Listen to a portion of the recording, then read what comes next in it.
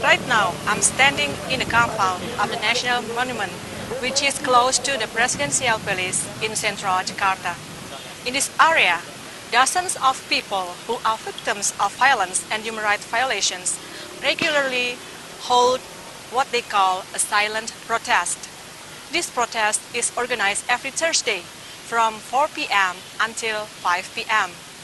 They seek justice, which remains far from them, and urge President to address unresolved issues of violence and human rights violations. The protest started year of 2007, precisely around May 2007. You can imagine every Thursday afternoon from 4 until 5 p.m. we have to stand up in front of the palace. As you see that this place is a quite strategic place in front of the palace. This is the symbol of the power.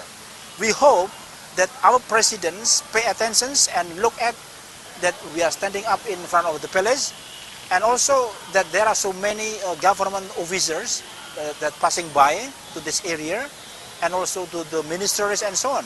So we hope that our rally will attract the governments, will attract the power.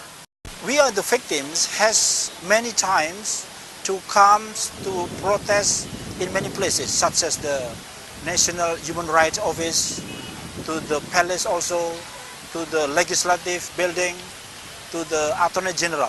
But it seems there is no result anymore. So we are feeling that it is very, very boring and tired to speak up loudly in front of these buildings.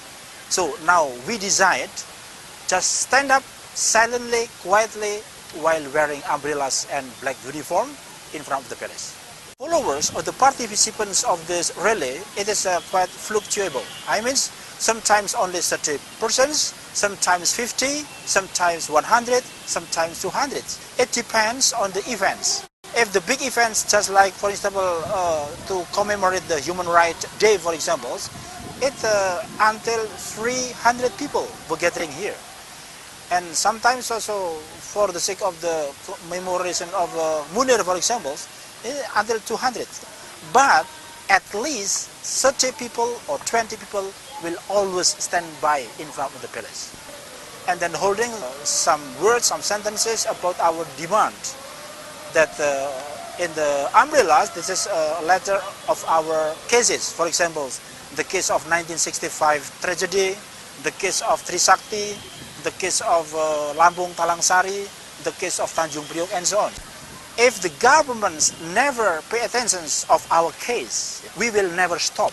As you see, for example, my case, I have been detained for 9 years without trial. For the case of 1965, there are 500,000 until 3 million people were killed by the government by the involvement of military.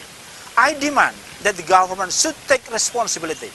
But until now, the governments never hear, never seen our cases. So I just speak in front of the palace to let the government know that our case is quite a human right abuses. So this one should be handled up, should be carried out by the government. But until now, they never and never. Only just promise and promise. The National Human Rights Commission has already declared that in the year of 1965 tragedy is a kind of human rights abuse that involved the military. So my point, the government, Mr. President, should declare to the nations that yes, we are wrong. Now, what is the follow-up?